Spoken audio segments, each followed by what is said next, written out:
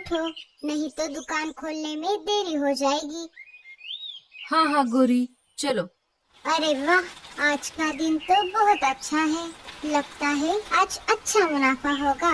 हाँ हाँ गौरी, चलो जल्दी से दुकान खोलते हैं।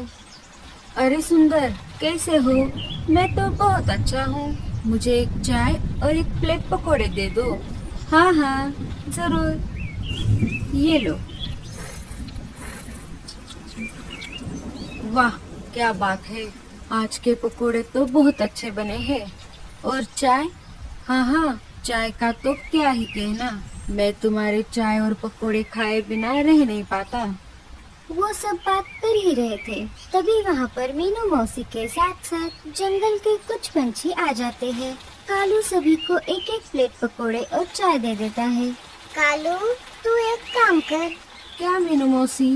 तू हमें ठेले के पास ही घोंसले बना कर दे दे। क्यों, क्या हुआ मीनू मौसी? दिन ब दिन तेरे पकोड़े और चाय और भी ज्यादा जायकेदार होते जा रहे हैं। अगर यहीं पर पास में ही घोंसला होगा तो मैं दूसरा कुछ खाऊंगी भी नहीं, सिर्फ चाय और पकोड़े ही खाऊंगी। मीनू मौसी की बात सुनकर सब जोर जोर से हंसने लगते हैं। तभी वहाँ पर राजा जी के सिपाही आ जाते हैं। अरे हटो हटो, रास्ता दो। कालू, राजा जी ने हमें तुमसे 2 प्लेट पकोड़े और चाय लाने के लिए भेजा है। सुना है तुम बहुत ही अच्छी चाय और पकोड़े बनाते हो। सच बताओ सिपाही जी, मैं कुछ नहीं करता। ये सब मेरी बीवी गौरी के हाथ का कमाल है। रुकिए, मैं अभी राजा जी के लिए चाय और पकोड़े बनाता हूँ। गोरी गर्मा गर्म पकोड़े तल देती है और इधर कालू गर्मा गर्म चाय बना देता है। ये लीजिए सिपाही जी, मैंने चाय ठंडी ना हो इसीलिए चाय थर्मस में डाली है। अरे कालू, तेरे चर्चे तो अब पूरे जंगल में फैल गए हैं। अगर राजा जी ने तुझे राज बावर्ची बना दिया तो हम गरीब पंछियों को भूल मत जाना। अरे मीनू मौसी, आप ऐसी बात क्यों कर रही हो? आप सभी के प्यार की वजह से तो ये सब हो रहा है। अजी, अब घर चलते हैं, दोपहर हो चुकी है। थोड़ा आराम करके फिर वापस काम पर लौटेंगे। कालू और गोरी दुकान बंद कर कर घर की तरफ लौटते हैं। वो घर आ जाते हैं। उन्हें घर आए कुछ ही देर हो गई थी, तभी वहाँ पर कालिया आ जाता है। अरे कालिया भैया, आप अंदर आ जाओ। अरे, अब ये क्यों आ गया बिन बुलाया मेहमान? कैसी हो मेरी बहना? मैं बहुत अच्छी हूँ भैया।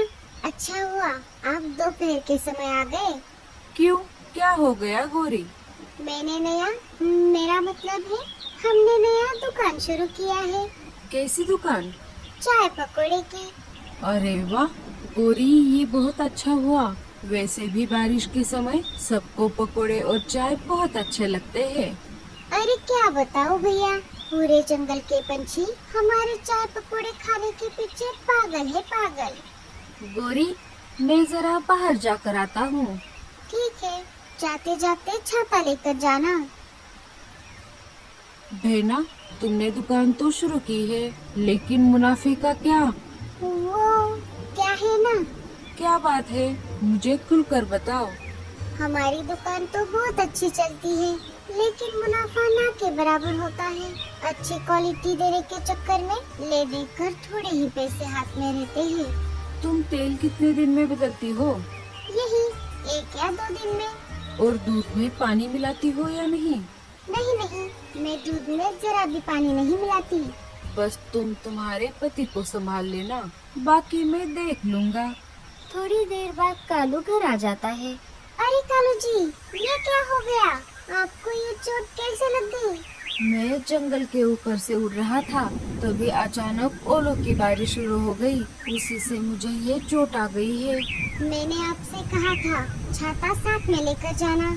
मैं छाता लेकर जाना भूल गया गौरी। अरे बाप रे, इस वर्षावन में रहना तो बहुत ही मुश्किल की बात है। अब आप एक काम कीजिए, घर पर ही आराम कीजिए। मैं और कालिया जाकर शाम की दुकान लगाते हैं। हाँ जीजा जी, गौरी ठीक ही कह रही है। कालू को घर पर ही छोड़कर वो दोनों दुकान में आ जाते हैं। गोरी तेल को बिना बदले ही पकोड़े तल देती है और दूध में पानी मिलाकर चाय बना देती है। दुकान खोलते ही मीनू मौसी वहाँ पर आ जाती है। क्यों गोरी, क्या चल रहा है? और ये कौन है तुम्हारे साथ? मीनू मौसी, ये मेरा भाई कालिया है। ये यही पास वाले जंगल में रहता है। मैंने सुना कालू को चोट लगी है, अब उसकी तबीयत कैसी है? अभी उनकी तबीयत ठीक है मीनू मौसी, चिंता की कोई बात नहीं है। मैं अभी उसी से मिलने जा रही थी, सोचा थोड़े पकोड़े और चाय पीती जाऊं। ठीक है मीनू मौसी, ये लीजिए गर्मा गर्म पकोड़े और चाय। थू थू थू थू थू। अरे ये क्या खिला दिया मुझे? ये पकोड़े हैं या बकरी का चारा? इन पकोड़ों में से तेल की कितनी बदबू आ रही है गोरी। इससे अच्छा तो मैं भूखी रह जाती। इन्हें खाकर तो मेरे मुंह का स्वाद ही बिगड़ गया। वो सब जाने दो, पहले चाय और पकोड़े के पैसे दो। मैं सब समझता हूँ, आपके पास देने के लिए पैसे नहीं होंगे, इसीलिए आप चाय और पकोड़े को भला बुरा कहकर बिना पैसे दिए ही यहाँ से खिसकना चाहती हो। अरे ओ कल मुहे, तुझे क्या मैं भिखारी दिख रही हूँ? मेरे दिखने पे मत जा बच्चे। अगर मेरे दिमाग में आ गया तो मैं ऐसे 10 दुकान एक साथ एक लाइन में लगा सकती हूँ। वो तो गोरी ने बनाए हुए पकोड़े और चाय का स्वाद मुझे अच्छा लगता है, इसीलिए मैं यहाँ पर आती थी। लेकिन आज मुझे कुछ गड़बड़ लग रही है। मुझे पता है, जब से तू यहाँ पर आ गया है तूने ही कुछ मिलावट की होगी। और कितने हुए तेरे चाय और पकोड़े के पैसे? अरे ये क्या, आते ही तूने दाम भी बढ़ा दिए। ये क्या लिखा है यहाँ? एक चाय 5 रुपए की बजाय 15 रुपए और पकोड़े 10 की बजाय 30। मतलब मेरे हुए 45 रुपए। ये ले 500 रुपए, बाकी के टिप समझ के रख लेना। आया बड़ा मुझे बोलने वाला। मीनू मौसी गुस्से में वहाँ से चली जाती है। अरे भैया, अभी अभी ये क्या हुआ? मीनू मौसी को मैंने आज तक इतने गुस्से में नहीं देखा। आपने खामखा ही उनको बोल दिया। उसी बात का वो बुरा मान गई।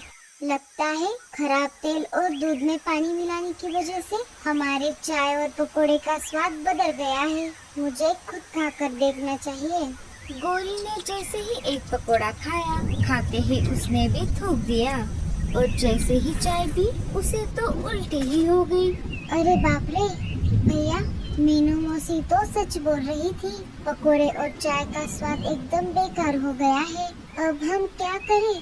अरे कुछ नहीं होता, तुम्हें चाय और पकोड़े रोज बनाती हो ना और खाती भी हो, इसीलिए इसका टेस्ट तुम्हें बोर हो गया है। और दूसरी तरफ वो मीनू मौसी, उस अकेले के कहने पर हम ऐसे ही उस पर विश्वास नहीं रख सकते। हमें हमारा काम शुरू रखना चाहिए। मम्मी, हमें भी गोरी आंटी के हाथ के चाय और पकोड़े खाने हैं। चलो ना मम्मी, प्लीज। अरे बच्चों, अभी बारिश का मौसम चल रहा है। अगर तुम बाहर का खाना खाओगे तो तुम बीमार पड़ सकते हो, इसीलिए जिद मत करो। नहीं मम्मी, हमें खाना है। हम दोनों को छोड़कर जंगल के बाकी सारे बच्चों ने खाया है। चलो ना मम्मी। बच्चों के जिद के आगे लाडो की एक न चली और वो बच्चों को लेकर गोरी के दुकान की तरफ निकल पड़ी। थोड़ा आगे आने पर उनको रास्ते में मीनू मौसी मिल जाती है। अरे लाडो, ये बच्चों को लेकर कहाँ जा रही हो? मीनू मौसी, बच्चे चाय और पकोड़े खाने के लिए जिद कर रहे थे, इसीलिए मैं उन्हें लेकर गोरी के दुकान की तरफ जा रही हूँ। क्यों मीनू मौसी, ऐसा क्या हुआ? मीनू मौसी लाडो को सारी घटी हुई घटना बताती है। अरे बाप रे, ये तो बहुत बुरा हो गया। लेकिन मुझे बच्चों को एक बार लेकर जाना ही होगा। बच्चे बहुत जिद कर रहे हैं। देख लो, तुम्हारी मर्जी। बाद में मत बोलना कि मैंने बताया नहीं। इतना बोलकर मीनू मौसी वहाँ से चली जाती है।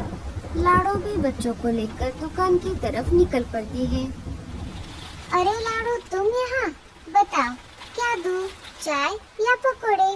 गोरी बहन, आज मेरे लिए नहीं, मेरे बच्चों के लिए दे दो।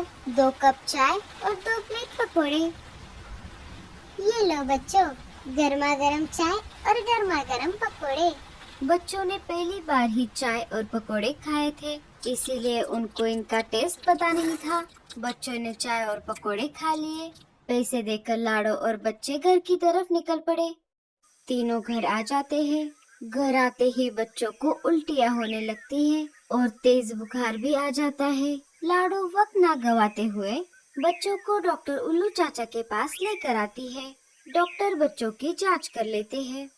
अरे लाडो, बच्चों को तो फूड पॉइजनिंग हुई है। आज बच्चों ने क्या खाया था? लाडो उल्लू चाचा को सारी बात बताती है। अच्छा, तो ऐसी बात है। अब मुझे पता चला।